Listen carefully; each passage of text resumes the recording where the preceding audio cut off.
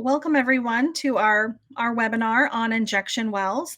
My name is Jillian Graber. I'm Executive Director of Protect PT, and we have two wonderful guests here tonight with us.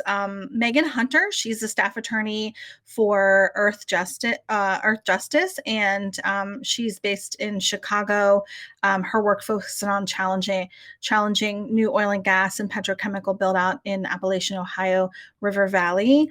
And so we also have Matt Kelso. He works with Frack Tracker, and he's been there since 2010. And Matt maintains the oil and gas related maps and performs daily analysis. He also works with other nonprofits like us with oil and gas related data. So he's our data guy, and so we're really happy to have both of them with us today. And if you go ahead to the next screen, Mary, we're going to talk about why are we here tonight. So tonight we're going to discuss the who, what, when, where, and why of an injection well, and really kind of dive into what anyone would need to know if they have some type of new infrastructure like this coming into their neighborhood and their community. We're also going to talk about what the EPA and the state role is in that process, because different states have different roles, and the EPA oversees this process as well. So it can be kind of a tricky thing to navigate. And then we're going to go over the scope of a hearing. What do you do to prepare for a hearing? What can you comment on in a hearing? And then we're also going to talk about what do the permit applications tell us? So what do folks need to know or look for in an application when they have, one of these coming to their neighborhood? We're also going to talk about what to look for to protect your community. So what can you do beyond participating in the hearings to protect your community and to prepare for potential changes to things like ordinances and local laws that could protect you. And then the problem with converting production wells to waste. We're going to go over why this is a big issue, and what folks need to look out for in the permits. So if you go ahead to the next screen, Mary. All right, so we're going to talk first about the 5 W's of an injection well. Matt, do you want to talk a little bit about where the pad is located and why that's important? Sure.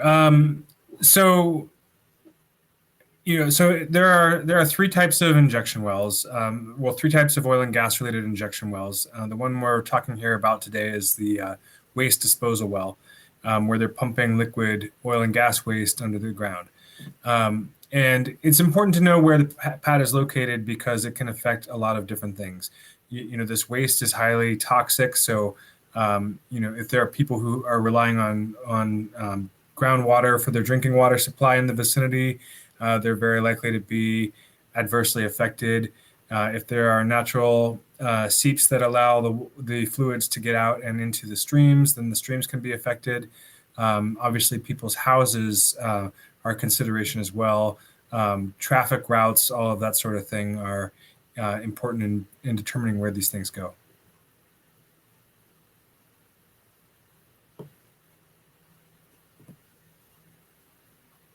Okay, and so how do we find out who is developing the well? Can we talk about that a little bit?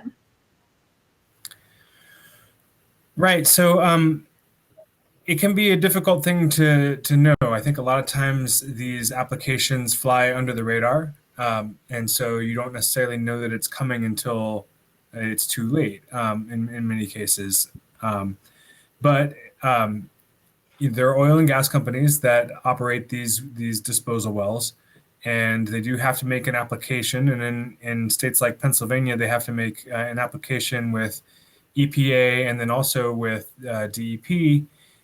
So there is an opportunity there as long as people are paying attention to, federal and state registers of these kinds of activities.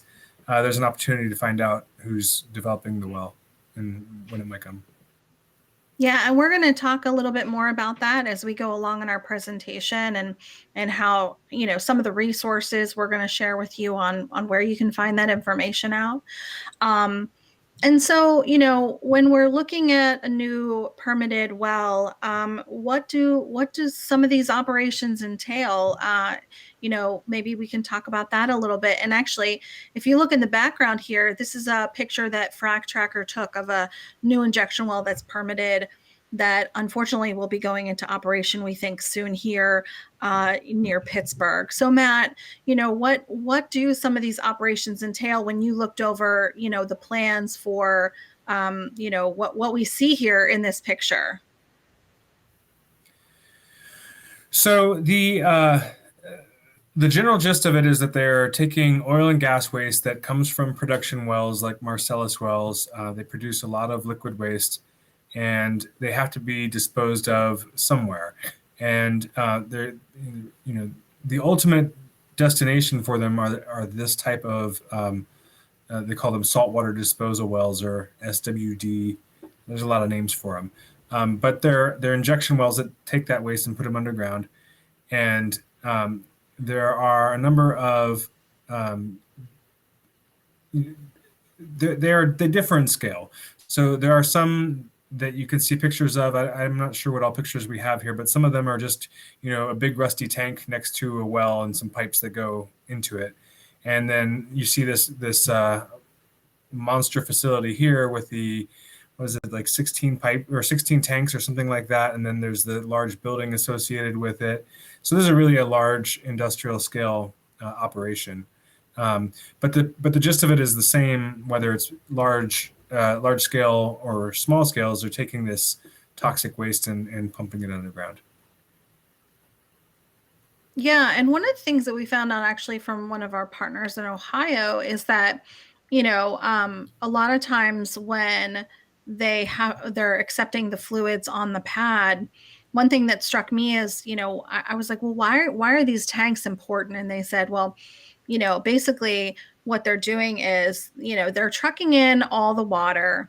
They have to find a way for the water to actually settle the brine, and to all any kind of particulates that might be in the water when they bring it to the site. And so all that stuff sits in the tanks, and then they can put the water wet with all the settled material. They leave that in the tank, and everything else goes into the injection well, so it's not going to clog the well, which I thought was interesting. And we're going to talk a little bit more later about, a radiation plan. And this is particularly important when talking about a radiation plan, so we're going to come back to that a little bit.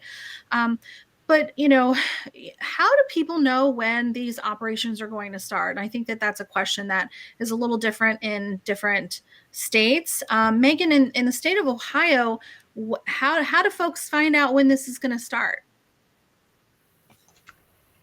Yeah, unfortunately, Ohio does not have the most transparent situation.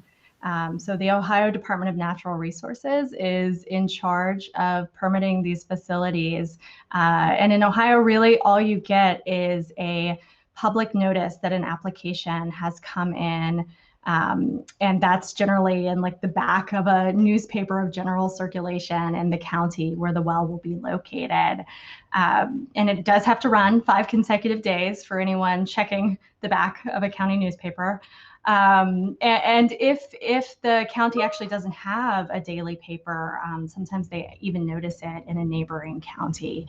So it can be really hard to find out that a well is coming in. And in terms of when operations would be beginning, once they have their permit, they're really set to go in terms of starting to drill. They do have an authorization that they have to get later. But again, that's a process in terms of tracking it that really requires public records requests to the Ohio Department of Natural Resources. And I'd also recommend reaching out, in the case of Ohio, reaching out to groups who are watching this more closely. So for example, Buckeye Environmental Network is a great organization that is tracking the status of wells. And in the case of Pennsylvania, luckily you have a few more online resources in terms of finding out when a permit's been issued, when an application has come in. But still, even there, operations beginning it can be trickier to pinpoint. Yeah, and I think that that's an important thing to note.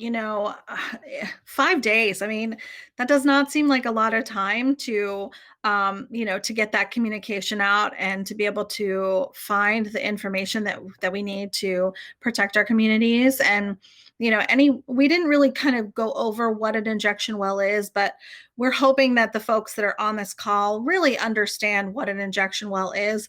If you don't know, like if this is the first time you're hearing about this operation and want to know more, I just want to pinpoint a couple resources for you that I'm hoping that one of our staff can pop in the chat for you. We did a press conference actually in January, and that has a lot of resources. Megan mentioned Buckeye Environmental. Perhaps someone could pop that link in the chat as well. And there are other resources that we're going to share on another slide with you. If you signed up, if you registered for the webinar, perhaps we can even share the slide deck with you afterwards with the links. That might be one of the easiest ways for us to get the information to you. But we just want to make sure that everyone knows, in your neck of the woods, where do you go? Where do you look for this information? Because once things are built, like is in this picture, it's really hard for it to stop. And there is a process that we're going to go through a little bit more that's going to kind of shed some light on how you can participate. But why are they choosing this method of disposal? Matt, do you have any answer to that question? In Pennsylvania, they have tried to avoid this method of disposal for a long time, and everything else that they've tried has also been problematic. I think they do reuse some of the waste to a certain extent. The problem when you reuse the waste is that it starts to concentrate the contaminants that are inside of that fluid. And so ultimately, they need to get rid of it. And the best way that they've come up with so far, I suppose, is out of sight and out of mind, and back down a hole. I think that according to federal guidance, that's the best way to dispose of it. But I think those rules were written in the 1970s, and there have been a lot of problems with these wells since then. And so I think that there's I think it's time to probably reevaluate whether this is really the best method of disposing of it. But if you don't dispose of it this way, you have to do something else. So there's surface treatment was tried in Pennsylvania, discharging into the rivers. That was a disaster. So yeah, there's not really a great way to dispose of it. Well, and I think that brings up a good point. If you can't dispose of the waste properly, we're engaging in an activity that's a little bit more risky because of the waste. I think that when the proposal of nuclear power was started in this country and around the world, that was a big issue. And we're having a similar issue with this problem of oil and gas waste. And I will say that, one of the big differences is that in the United States, at least, we have an overabundance of gas. And Matt put together this pie chart for us. Matt, do you want to talk about this pie chart a little bit? So this is waste that was generated in Pennsylvania in 2020 from unconventional wells. And altogether, and we have the stat a little bit later on, but there were 2.8 billion gallons, I think, and we'll double check that later on, of liquid waste, from unconventional wells in 1 year and from one state.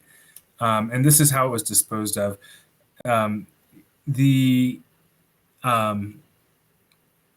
About 10%, 10.24%, it's this gray wedge right here, are the injection well totals.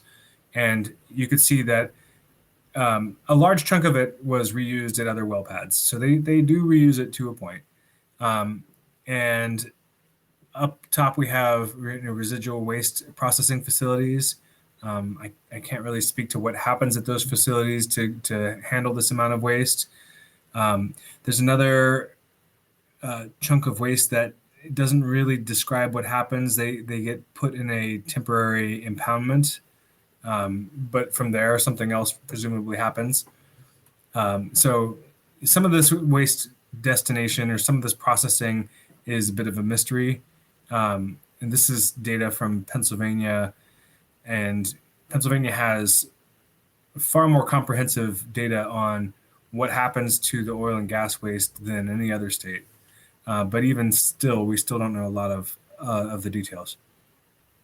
Yeah, and that's a good point, Matt. I do want to mention for folks in PA, there is an authorization through the DEP that you can try to get a hold of. It's called OG71. So if you go online to your DEP and request records, you could do a right to know request, or you can request an informal file review. And look at the well pads near you. These production or extraction pads at the well pad in Pennsylvania, they have to tell you how they're going to process waste on site, which gives you some type of insight as to where some of this waste is going. And so, this permit will tell you, and it's actually not a permit, it's an authorization. So it's just an extra step that they need to take, but it's not going to prevent them from getting their oil and gas drilling operation permit. It's just another step that they have to take, which is good because that information actually can tell the public a lot of how the waste is being handled or processed on the site, and then where it's going to after that.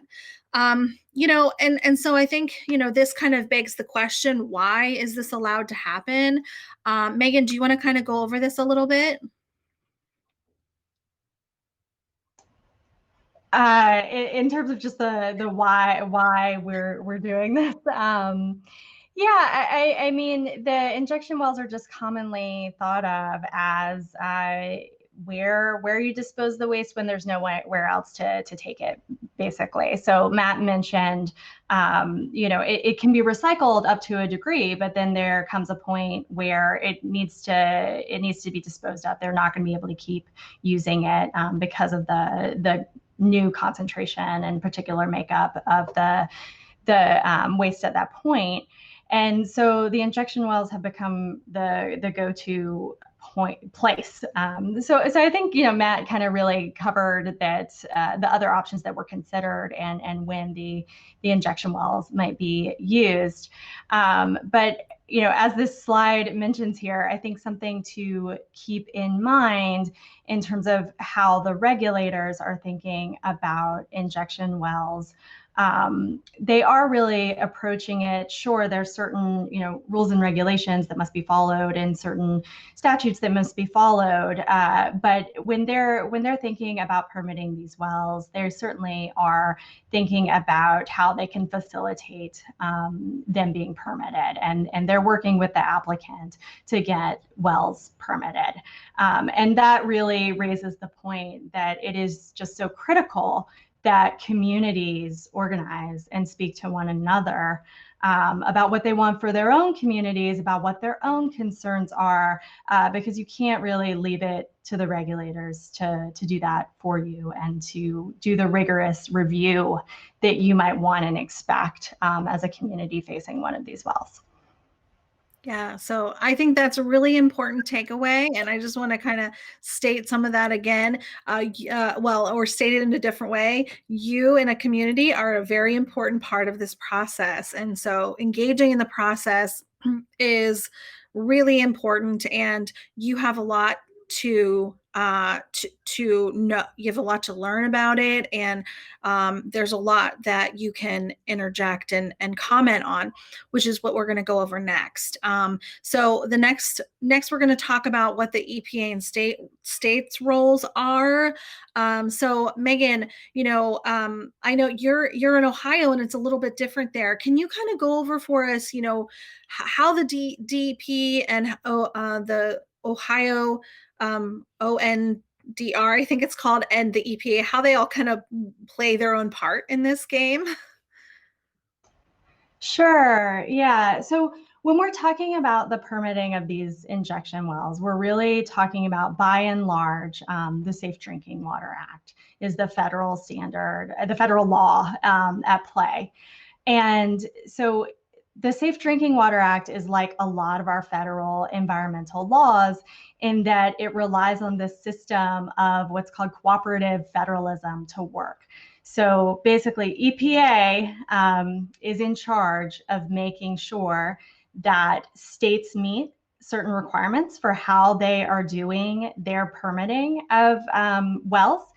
And if states do meet those requirements, then they can delegate their authority to enforce the Safe Drinking Water Act to the state. And the state then carries out its own underground injection control program. And let me just back up really quick to just say the Safe Drinking Water Act, sometimes we're thinking about it more in terms of like standards for drinking water utilities, that type of thing. But the Safe Drinking Water Act also has this really large portion that's called the Underground Injection Control Program. And that program is designed to protect our groundwater resources in particular. So I'm getting like a lot of delay, so I hope our audience isn't having too much delay here. But so the Underground Injection Control Program is to protect our groundwater resources. In the case of Pennsylvania, Pennsylvania is actually one of the few states where EPA maintains primary authority for all permitting for wells. And Ohio is a little different in that Ohio Department of Natural Resources has delegated authority from EPA to permit the disposal wells, the Class 2 injection wells. In practice, what that looks like and means is in Pennsylvania, you're going to have two permits. So one is going to be the underground injection control permit issued by the federal EPA. So that's who you'll be talking to in a hearing process. That's who you'll be submitting your comments to, and who has oversight of that process. And then they have a second permit that Pennsylvania DEP does issue only after EPA has given the underground injection control permit, and that's basically just a well permit, and there's opportunity for state participation there to some degree. But in Ohio, there's not the involvement of the federal EPA. The Ohio Department of Natural Resources does it all, and they also use basically a two permit system where they have an initial permit to construct that an applicant would apply for, and then later they would authorize them to begin operations. That has a lot of consequences in Ohio in the fact that it's just ODNR doing it. I mentioned earlier some of the issues with public notice. I didn't say that they also just have a 15-day public comment period in the case of the permit to construct the well. So that passes really, really quickly, as you can imagine. And so here, I wanted to talk just a little more about what the Underground Injection Control Program does. So whether your state has delegated authority and the state agency is doing the permitting, or whether we're talking about EPA, either way, the federal Safe Drinking Water Act requirements matter. They're relevant, they matter. And the fundamental purpose of the Safe Drinking Water Act is to protect underground sources of drinking water. So to prevent those from being endangered. And the federal law, it sets out certain requirements that are supposed to help do that. And in the case of Ohio, those are mirrored in the state statute and regulations. But really, I want to drive home this point of what is an underground source of drinking water.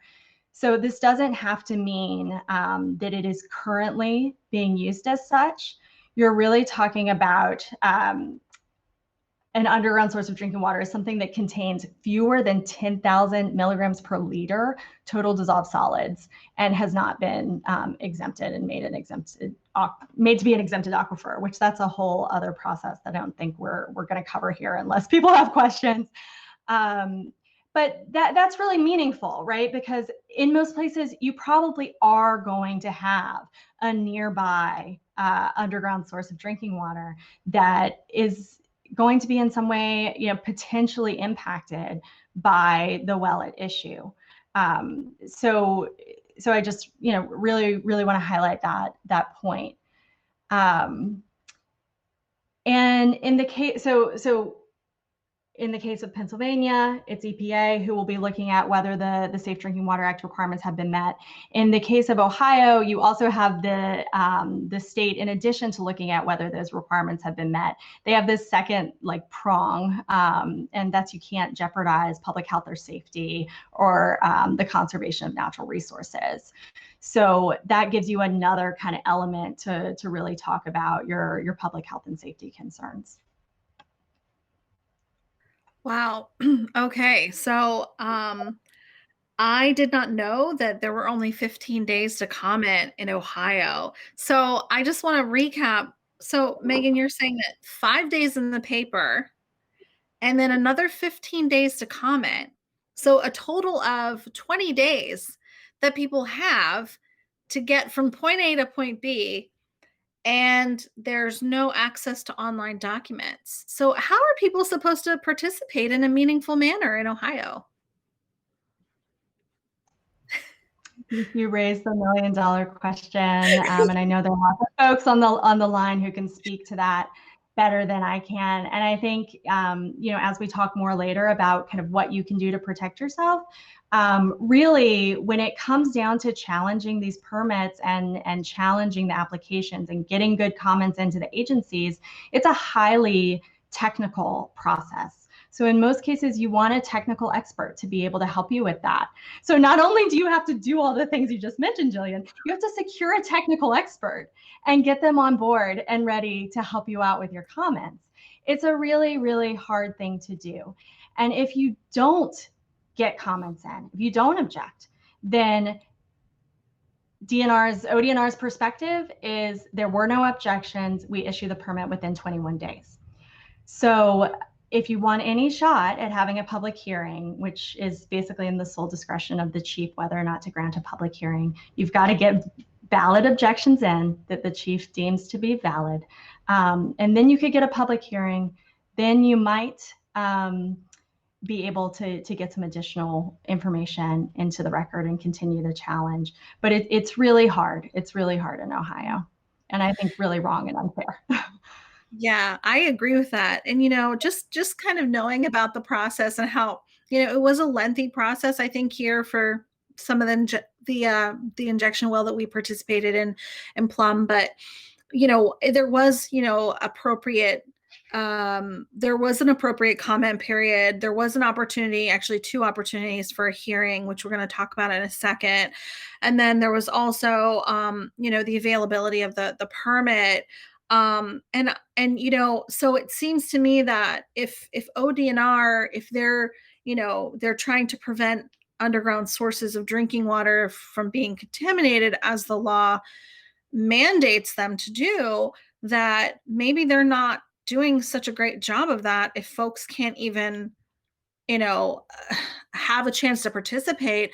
And I know just from looking at the materials that we do on a regular basis with oil and gas extraction, with these injection wells, with other types of infrastructure that go along with the whole oil and gas production process, that, many times these applicants, it's just a matter of checking boxes and inputting the information that is required.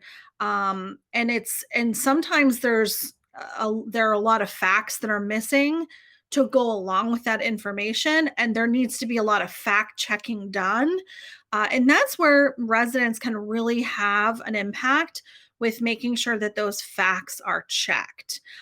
So we're going to kind of go over the scope of the hearing right now. And I think it's important to note kind of what Megan was talking about, that when you're participating in a public hearing, you need to make sure that you understand what the scope of the comment for the hearing is. And so with EPA, they are only concerned about the Federal Safe Drinking Water Act. And when Matt and I were at the EPA hearing, I think that was like back in 2016 or 17, we kept hearing over and over again, hey, look, I know you have, it's going to be a lot of trucks. That's a real problem. But we are only here to talk about the Federal Safe Drinking Water Act. So folks need to understand that going into it and ahead of the game, to make sure that they can prepare their comments accordingly. Because then if there are comments made that are not within that scope, then they're not going to give you any type of response, any type of formal response. And then, many times at these hearings, there is a time limit to which you can speak. So you don't want to waste that time, that really precious and valuable time, by, wasting it on things like truck traffic that EPA is not going to care about. That's not within the scope of what their realm is. So we wanted to point that out and make sure that was really kind of hit home in this presentation, because if you are going up against one of these permits, it's important to know who your audience is, who you're talking to when you're participating in a hearing. And then with DEP, they're actually not technically required to hold a hearing, but will do so if there's enough public pressure. And so, Matt, I remember when we were getting ready for the DEP hearing, there were a lot of phone calls to the DEP. We had a whole, process where we were like, hey, neighbors, everyone call the DEP and request a hearing, and let's do a petition or something like that. And I think that it was successful, right? Because we had the hearing. But they told us at the hearing, we didn't actually have to do this. This was kind of a courtesy. So what are your feelings on that when it's something that's as important as our drinking water? Yeah, hearing about the problems of Ohio and the process there is definitely sobering, but I think that we should not be too quick to give Pennsylvania credit, because they did have a hearing, and there was advertisements about the hearing. But as you said, they didn't have to have the hearing, and their reaction to it kind of goes along with that reality. So there were a lot of comments that were made at the DEP hearing. There were even more at the EPA hearing, but at the DEP hearing, there were a lot of comments that were made. There were a lot of very sound points that were brought up. People had documentation from peer-reviewed journals and from other sources, and there was no response to any of that. I mean, the thing that we were told is that, well, I guess they had a fairly robust seismic monitoring compared to what was required. And that was sort of thought of as an outcome of this meeting in some ways, and maybe it was. But considering all the problems of these injection wells, having, a little extra seismic monitoring is good. I mean, it's not that we wouldn't want that, but there were so many other issues that were important that just weren't addressed in any way. And so I think that's pretty frustrating. That was my takeaway from the DEP hearing. Yeah, and I would have to say that the DEP, not only are they're responsible for overseeing things with the Federal Safe Drinking Water Act. They're the ones that are basically going to go out and enforce this. They also have to consider, or should consider, air permits and air. and also discharges and stormwater protection, stormwater management, and things like that. So there are definitely other things that that DEP versus EPA are concerned about. And so when you're going to a DEP hearing, so first of all, I would definitely request a DEP hearing if you're in Pennsylvania, and really make sure that that is loud and clear, and that you get your neighbors and friends and anyone else that's concerned about this involved as well, to make sure that there is a DEP hearing. What you would want to do is contact your regional office for DEP, depending on where you are in the state, and make that formal request by letter. And you want to do so, just contact, either the person that's listed on the permit documents, or you could call the DEP office and ask them, I want to comment on this permit. I want to have a hearing. I want to request a hearing. Who do I make that request to? And just find that information out, because it's really important. And then spread the word. Tell your neighbors about it, because they're going to need that information as well if you're going to have a chance at having a meaningful dialogue or meaningful comment period with the DEP. And then a lot of times these files, a lot of the information's available online. So in the case of the EPA, in Pennsylvania, you can actually find a lot of the materials online to prepare, to find that expert, to get that, get as much information together ahead of time as possible. And it is hard to find experts to go over this information, especially for, small community groups. This is an important point that, we shouldn't all have to be experts to protect our drinking water. And Megan, is there anything else that you wanted to touch on here with the Ohio DNR for the hearing? I think I said it already. All right, so go ahead to the next screen, Mary. We're going to talk a little bit about what is in the application. And I think the applications probably look a little bit different in Ohio. And actually, I think some of the information might be even more detailed in Ohio, as far as I've heard from folks that review these documents that a lot of times they'll have a site plan, which they do in Pennsylvania as well. They have a site plan that needs to be accepted and things like that. But one of the things that we really discussed a lot at the EPA and DEP hearings were the area of review.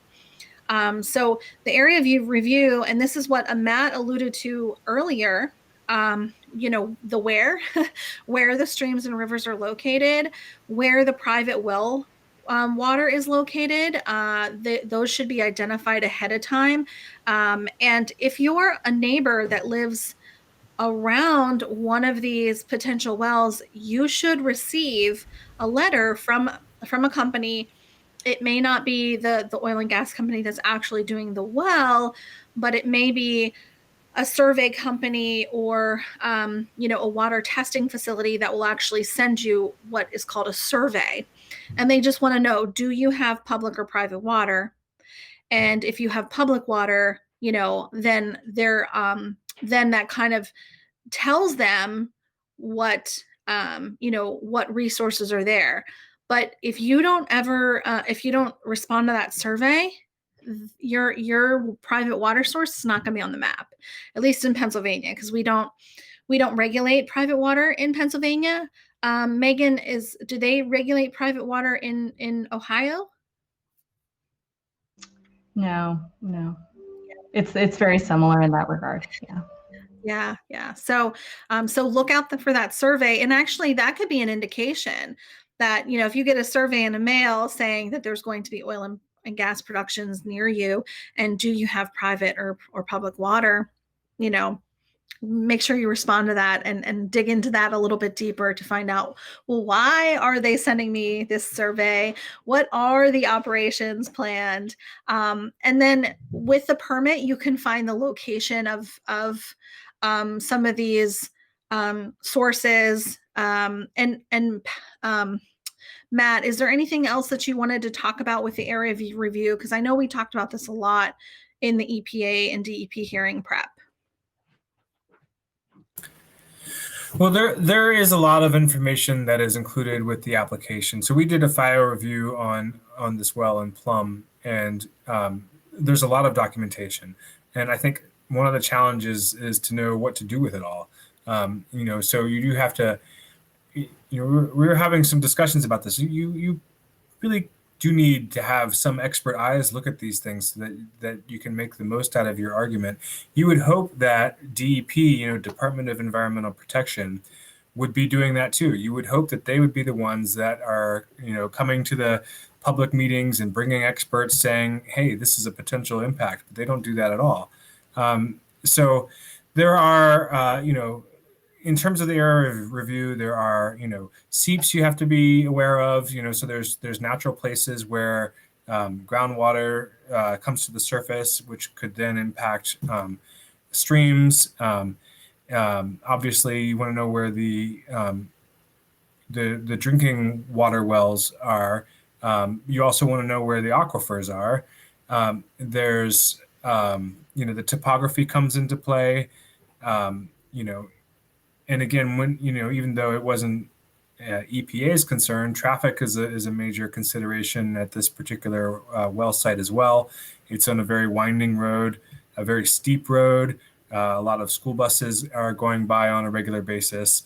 So there's a lot of reasons that it's not really the best sited location for one of these wells. And of course, there's some houses nearby as well. So I mean, that's the biggest concern that I have. But yeah, those are all things that I would think about when you're looking at the area of review.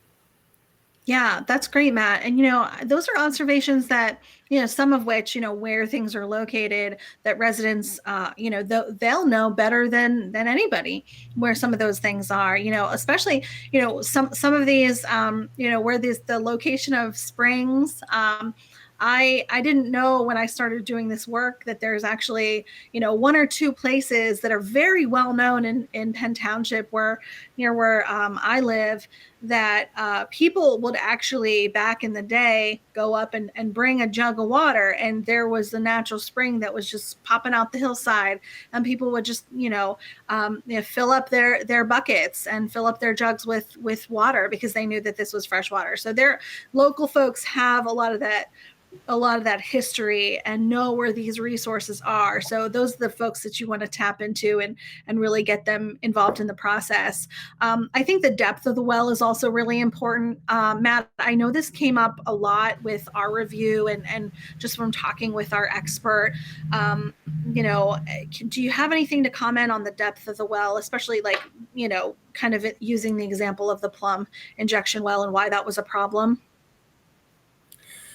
So the depth of the well is important for a couple of reasons. You want to make sure that there's not a possibility of communication to the surface. Now, can you actually make sure of that?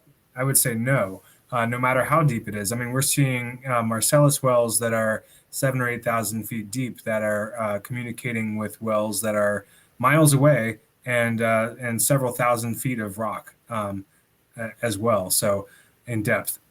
So this well here is 1,800 feet, 1,900 feet deep. So the possibility of communication with these aquifers is your main concern, I think. But also the communication with other oil and gas wells. I mean, we've seen recently in Ohio, there was a situation where an abandoned well that had just been sitting there minding its own business for who knows how long, started spewing out, tens of thousands of gallons of wastewater that was presumably from one of these disposal wells that was more than a mile away. So the possibilities of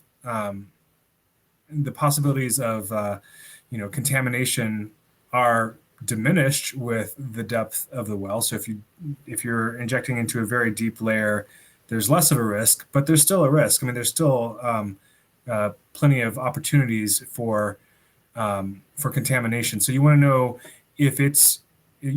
what formation it's being pumped into, and you want to know what other oil and gas wells, since 1859 have been drilled into that formation and where they are. And there's a good chance you won't get to know that. Yeah, and that's actually a good our bullet point that says detailed geologic characteristics. So, understanding what's underneath the earth, what has been there, what is there now, and what do those different rock layers look like? And it can be overwhelming. I know that was one thing that I really didn't have a lot of knowledge in when we were discussing this. But some of the things that actually came up as a result of another an expert engineer that reviewed that we wanted to share with you because we thought it was really important that you know this. So in the case of this disposal well in Plum, it was a conventional well at one point, so it was a production well. They had drilled it, and it had been potentially it was engineered to produce oil and gas, so it was engineered to produce natural gas, and for the natural gas to come out of the well and be releasing that pressure over time.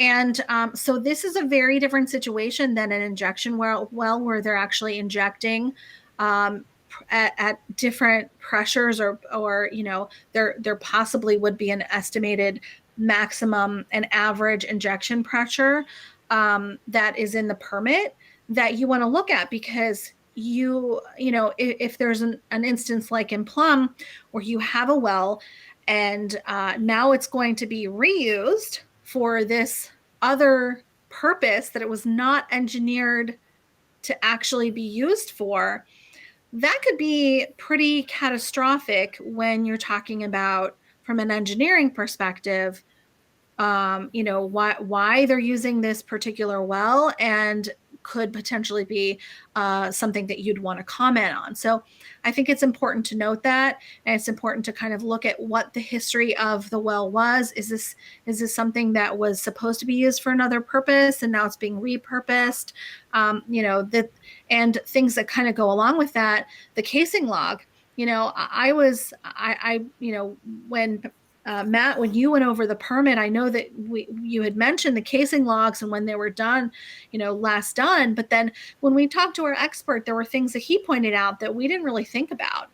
So in the case of this one injection well, when the well was first drilled, there was a casing log that was done. And Matt, do you want to kind of describe what a casing log is and why that's important? Yeah, so there's two related things. There's the casing, and then there's the cement. So the casing is the metal pipe that goes around the hole. And this well, is being an old well, it isn't done to modern standards. So it has two layers of casing instead of three, and their requirements are less robust. So that's the casing element. And then the other thing is the cement. So the cement needs to bond to that casing all the way down. And if it doesn't bond all the way down, then there's the potential for fluids to get into the hole, into the annulus, and cause contamination events. And so in this case, the cement log was done with an old method. It's not the current. There is a current best practice that's set, and they didn't use that. And given that it's an old well and that it was drilled in the 1980s, we feel like there was really an inadequate investigation as to whether or not the people nearby are protected from the cement that was put in there. Yeah, so this is actually, this kind of leads us to our next slide. We already went over the point of, if you can have an engineer or a technical expert look over it, please do, if you can have that opportunity. But, really, these types of reviews are important. And so had we known about the casing log during the process with a DEP or even at the EPA, we could have asked for certain conditions, or we could have asked why that log was insufficient, why they didn't do best practices, why was the last log done in 2015 and they didn't actually put a camera down. It's kind of like if you have a sewer backup and they use one of those little cameras and they put it down there, and they can look to see if there's tree roots growing. There's actually a much better technology that's used for casing logs, that's been available for a long time. I mean, simply even just putting some type of camera down there would have been great. I don't think they did that, but there's also a way, there's technology for them to be able to see any kind of crack or fissure or inconsistency in the cement. And anyone that has a cement driveway knows that cement cracks and, or walks on a sidewalk knows that cement cracks. And so over time, that earth, from the freezing and thawing, that cement's going to move. So making sure that casing is intact is your one biggest boundary between the fluids that are being injected and the outside drinking water. And so these are things that are important when you're going to hearing and when you're submitting comment. You want to ask for conditions to the permit. You want to ask for things like a comprehensive radiation monitoring plan. I mentioned the tanks, and they're actually in the background here. These tanks, they're going to have fluids sitting in them, the silt and the materials that are going to clog the well. They're going to let those sit and kind of go to the bottom. But as they dispose of that fluid, and these tanks get empty, and then they're going to be filled again and emptied again and filled again. There's some maintenance that needs to happen there, and the material at the bottom of the tanks is going to be especially potentially radioactive because it has all those solid particles in it. So you want to make sure that this comprehensive radiation plan covers things like that and covers how they're going to deal with spills, how are they going to test for radiation, and not just waving a wand over it, but also including alpha particles. How are they going to monitor for the well for contamination? Are they going to have maybe a monitoring well, which in the case of Plum, they do have a monitoring well, and the permit just says that if the level of water gets above a certain point, then they'll have to stop injecting fluid. It doesn't say they're going to test it.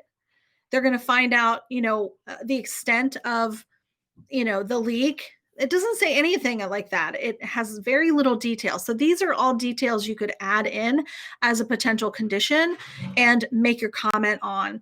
Also, I would highly suggest that they increase the area of review, because as Matt pointed out, and as we're going to see on next slide, there is there are migrating fluids and migrating methane that can happen underground, especially when you go drilling as many holes as PA and Ohio and a lot of other states have been drilling for the past 100 or more years. You're going to have some holes in the ground that these fluids can travel. And really engage with your local officials. I think that local officials sometimes don't know how much power that they have. If your local officials say no and write a comment, that could be really powerful, especially in the case of the DEP. And make sure that water purveyors, if there's a public drinking water source that's near you that could be impacted, make sure they know too. We just actually talked to WPSA right after our press conference in January. They knew nothing about this injection well. So they were shocked to find out what was going to happen right up river from where they pull in the drinking water to treat it for the entire Pittsburgh area. That that could have been a potential ally at the permitting process that we could have used to protect the drinking water. And then also one thing that's really key is update your local ordinances. They're in the state of Pennsylvania, you can't outright ban injection wells, but you could put a lot of these observations, a lot of these stringent requirements in local ordinances, and you could have a lot of other things in local ordinances dealing with like truck traffic and things like that, air monitoring, that can really impact your community and protect your community. So we wanted to share that information with you. And then we are going to get to some Q&A here because we're almost about out of time for tonight. But before we do that, we want to hit home the point that there is a real problem with converting old conventional wells to this pressure, this high pressure, repeated stress of a fluid injection well. And these wells are drilled into formations that can be unexpectedly pressurized. And if you go to the next screen, Mary, we've got a bunch of resources for you. And if you signed up for the webinar, we've got some case studies and we've got links here in the next slide. So this is actually what Matt and Megan were talking about in Ohio. There was actually in Dexter City, Ohio, there was a blowout recently. It was really something that was, widely put out in the paper. And then there's also a study in Ohio for this redbird study in Washington County, and then in West Virginia. So we're going to go ahead and add those links, and they're on the next slide. If you go ahead to the next slide, here's some of the links that we found, as well as some articles that we thought were really important for folks to know about wastewater disposal in unconventional natural gas development, and different studies that have been done. And we have more studies. So if this is something that's in your neck of the woods, give us a contact or give us a shout, and we will we'll send you in the right place to try to get you some information, try to pay forward some of that information that was given to us along the way for the plum injection well. Here's some great resources. You can actually see the EPA permit online by going to this first website. There's actually the second website, the public notices for Region 3. That's a really important, that's the application. You can actually view the applications in Pennsylvania, and a couple other states are in Region 3 as well. And like Megan was talking about in Ohio, that is not readily available. So look in your local paper. You got 5 days. And then EPA permit completeness checklist. There's a great checklist you can do online. There's the ODNR website for injection wells and some PADEP. So when it gets to the DEP, what do you look for? We're going to have all the links in the slides, and we're hoping Halt the Harm can help us distribute that. We want to take a couple questions. I know we're running short on time, and I appreciate you guys bearing with us while we had some technical difficulties in the beginning, which I hope you didn't even realize we did. But yeah, are there any questions from the chat? Maybe, I don't know, Ryan, have you been noticing some questions in the chat that we want to address right now? Yeah, we have a number of questions here that we can read off. Hold on, I'll pull one up here. And I want to let everybody know you can upvote questions as well if you click on the questions area and add additional questions. But we have a question here at the top of the list. You ready, Jillian? Yep. All right, so PK asks, what are your thoughts on them extracting lithium from the radioactive fracking brine, for instance, endemic? They are remediating the waste, removing lithium for use, and then discharging it into a stream. Wow, that's a really good question, PK. I don't know if I know a lot about that to be able to talk about that. But Megan or Matt, are you aware of that situation? I was not aware of them extracting lithium from oil and gas waste. I mean, I think that if you can extract something, then at least that's a little bit helpful. But you can't then say that disposing of the rest of the stream, the waste stream, is a safe thing, because there's still a lot of other contaminants in there that they don't necessarily want for commercial purposes.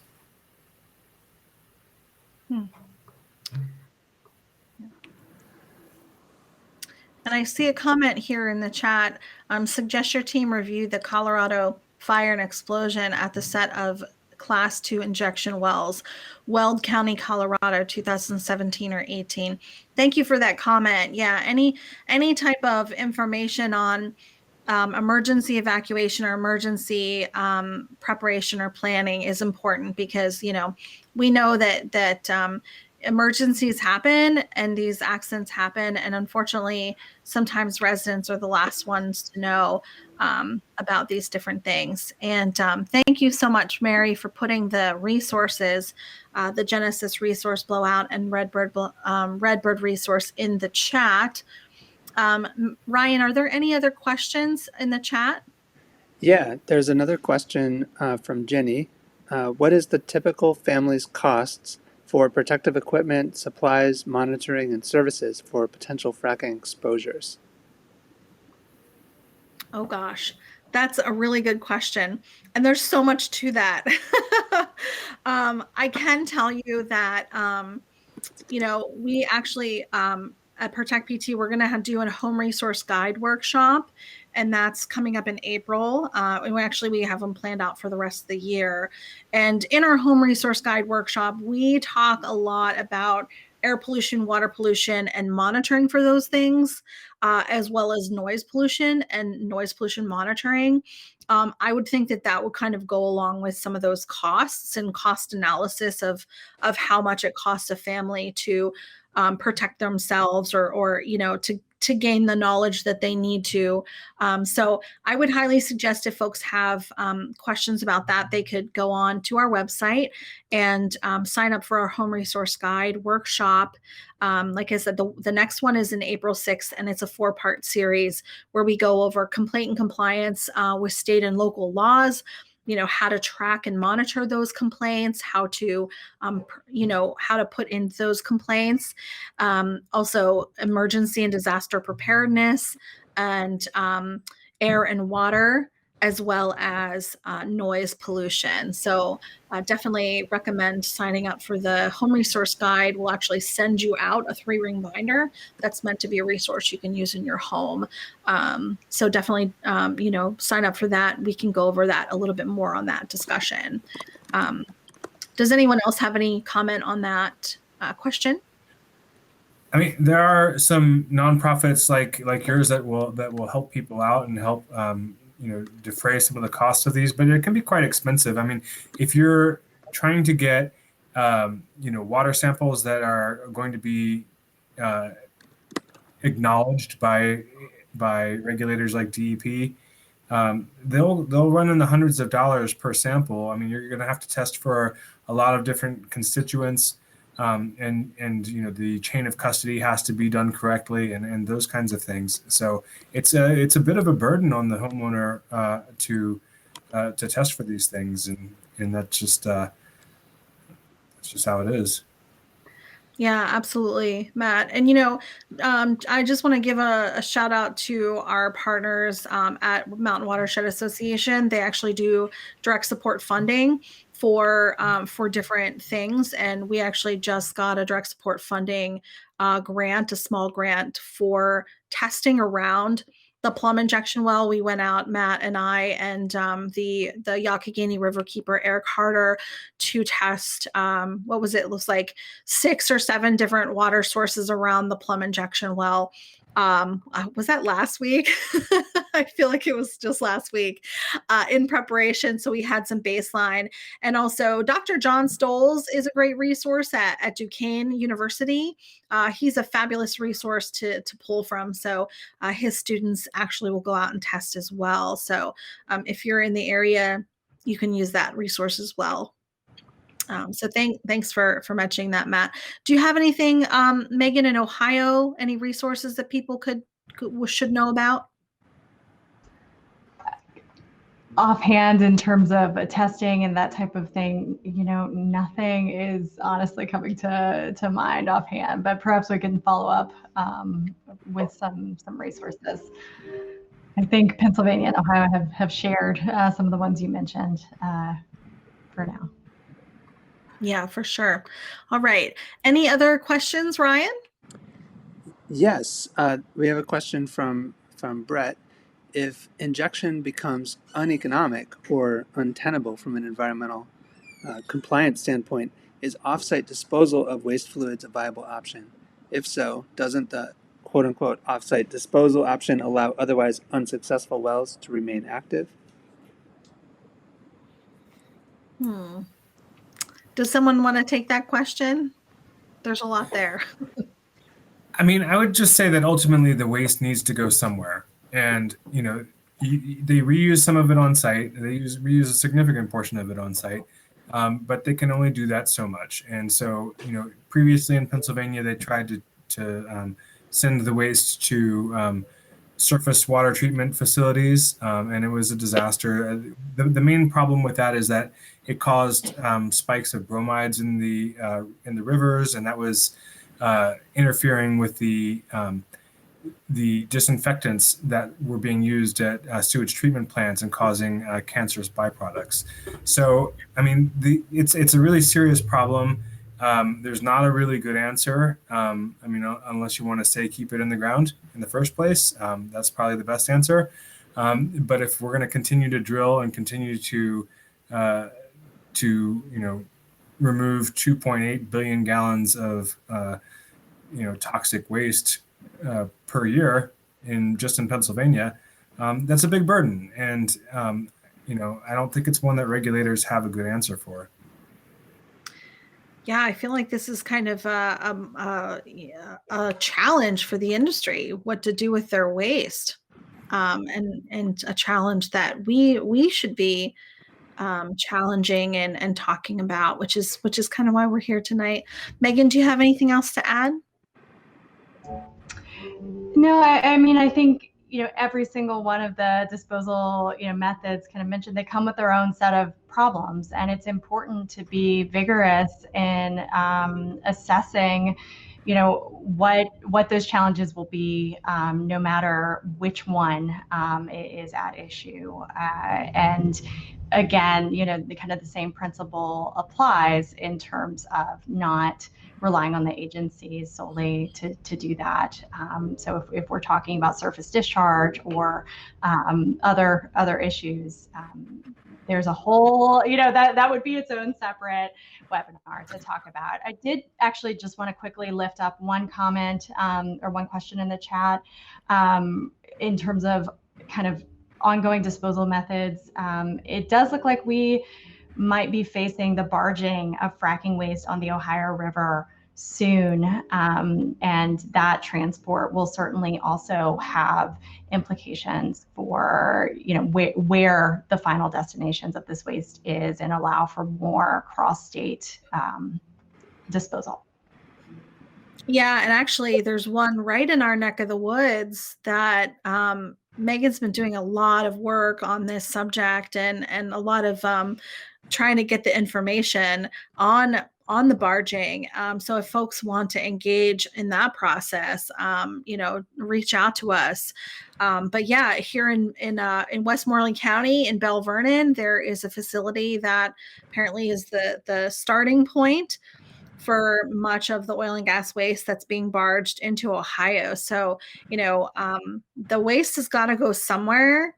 And I should mention too that right now, we have an overabundance of natural gas. So, it just seems silly to me to really put at risk our drinking water sources for natural gas that we really, at this point, really just don't need. And there are other things that we could use for our energy as well. But I think that's also another conversation to have.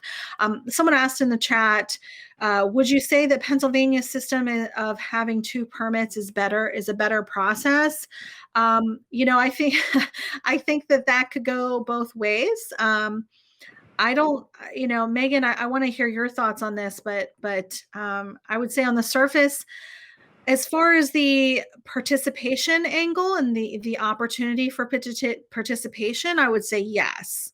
But the quality of the review of the permit for the different agencies, I'm not sure if I'm for Pennsylvania, I'm not sure that I'm really happy with the way that Pennsylvania reviews these permits. So not sure if they're going to be seeing a lot of the stuff that we're actually seeing. What do you think about Ohio, Megan? Yeah, I mean, I think theoretically the two permit process is better. Theoretically, the EPA, federal EPA oversight is better. In practice, and I think this relates to another question in the chat, which is, do the comments ever do anything? Maybe they might get some small changes from the agency, but by and large, you know, what you're doing is you're setting up the opportunity when they do ignore your very serious concerns that are critical to the protection of underground sources of drinking water. You're setting up your argument and your ability to legally challenge when they do go ahead and issue the permit when legally they shouldn't have. And so that's another thing that comes into play when you're challenging an EPA permit. That's a different ballgame than when you're challenging a state permit, and there could be some benefits to being in that world instead of being in the state administrative appeals process. Yeah, I think that's a really good point, Megan. You know, and in the case of the plum injection well, you know, the DEP issued the permit in 2020, and the municipality thought, well, we're going to challenge this, and this is like in the midst of COVID, and they went to start to challenge it, and they realized, well, wait a minute, this is going to be a really expensive process for us. So we're going to go ahead and drop the challenge. And what that did was it actually took away the opportunity for the local residents to challenge it. But, you know, I think that with some of the comments that we participated in and some of the comments we made at the DEP, we actually did see some of those conditions put on the DEP permit that would not have been there had it not been for those comments. So I absolutely think that this process is important, and I do think that, you know, if you make the comment that this is something that they're going to have to respond to it. They have to respond to your comment. So it's really important that you make the comment and take the time to do that. And do we have any other questions in the chat? Yeah, and Jillian, you can also see questions in the Ask a Question area. We still have a few questions in there. You want me to read off another one? Yes, please. Oh, I see them. Okay, great. So right at the top there is, we got a question from Robin. How much increase in oil and gas waste in our region will result from an increased barging of oil and gas waste on the Ohio due to the 3 or more docking facilities that have been permitted? Yeah, I think that the barging is really going to expedite the transfer of waste from Pennsylvania to Ohio. That's going to be the most dramatic effect of what happens with the barging. So, you know, the waste is generated at the oil and gas sites, and there's oil and gas activity in both states, more in Pennsylvania. But Pennsylvania has a limited number of these injection wells. Ohio has considerably more of them. And so I think that the purpose of these barges is to help move the flow from one side of the river to the other. So I think that will certainly accelerate that.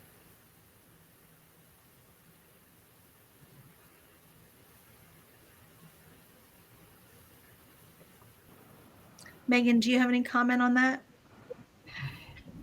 I think that Matt's take on that is, from my perspective, it's accurate. But I also think we don't know. I think we really don't know what those patterns of transport are going to look like in terms of the exact details. And I think West Virginia is implicated here in terms of there will be ports there as well. So it's really a lot to learn at this time. Yeah. And of course, runaway barges are a thing. You know, barges do run away, and sometimes they crash into bridges and lose their load. I think a load of coal was dumped into the Monongahela River a couple of years ago in Pittsburgh, and so those sorts of accidents do happen. Yeah, yeah. Someone's asking about how to win an argument against lack of standing, right to argue permits. Also testing resources, which is a good way to win standing if you can prove contamination.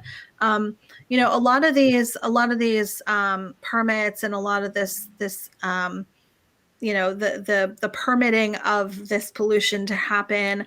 And if the permit is approved and it starts to go into production, like in the case of the plum injection well, it will be too late, to prevent any type of pollution, unfortunately, before we can talk about harms and really focus in on the harm. So the harm has to occur, in a lot of circumstances before you can challenge and say, we don't want this harm to occur.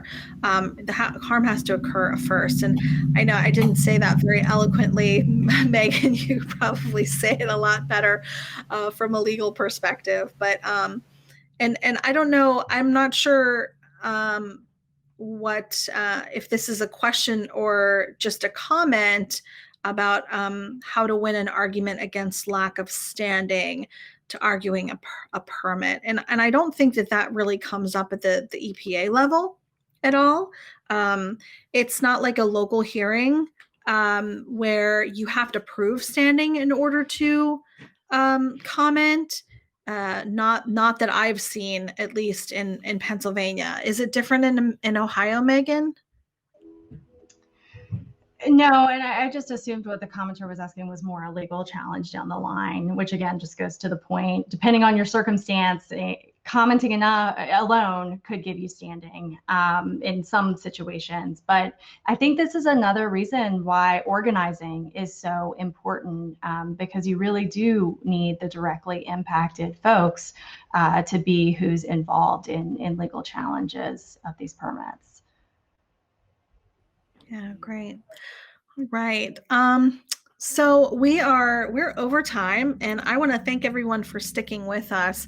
Mary, would you mind popping up our contact information? I know we didn't get to all the comments and questions here, but we wanted to give you our contact information if you have other questions or comments that we weren't able to cover tonight, because I know this is a big topic. There's a lot to cover, and we really appreciate you guys sticking with us and going over this important information with us. And if there are questions that we didn't have a chance to answer tonight, please, give us a shout.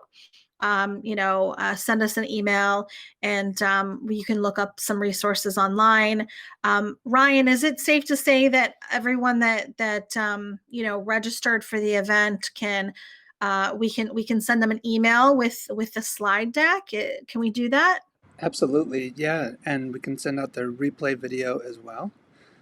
And all the other resources that you have compiled. Awesome. Great. And this, just to let everyone know, this is going to live on this link for Crowdcast. So you can go back and replay the video whenever you want. Also, Halt the Harm has been kind enough to post it on their YouTube, and they're going to send us the link as well. And we're going to post it on our YouTube also. So you'll be able to find this information online. It will live there. And, you can reach out to us with any other questions or concerns. And we hope that this was helpful information for you tonight. And thank you so much for joining us. Thank you to Megan and Matt for all of your, expertise and all of your really the teaching that you can give us when it comes to injection wells, because it's a daunting process to start it and to be involved in this. And it's good to know that you have allies on your side. So thank you so much for being with us tonight. Yeah, thanks for having me. And the more people that know about this and can talk about it intelligently, the better. So it's a great discussion tonight. Yes, thank you. Thank you so much, Jillian. Yeah, and if you want to connect with Megan on the barging issue, please do. And we'll be in touch with folks after this, and don't hesitate to contact us by email.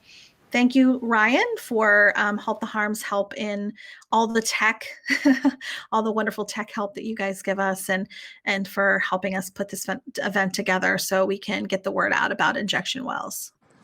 Absolutely, is fantastic. Thank you so much, Matt and Megan and Jillian. And I'm also going to share a link in the chat for folks to check out the leader directory and the alliance map. The alliance map and the directory have been a project we've been working on with Frac Tracker for years now, and we have a new version that is now a mobile app. So it's a way for you to add your group, but also find groups on a map that you can connect with, as well as other people that you can connect with. So we hope that tools like this are useful, and we build them with the feedback and input from people in the network. So I'm going to drop a link for that in the chat, and I'll also make sure that it's included in the email so everybody can go in and create a profile. Awesome. All right. All right. Thanks, everyone. Have a good night. Have a fantastic evening.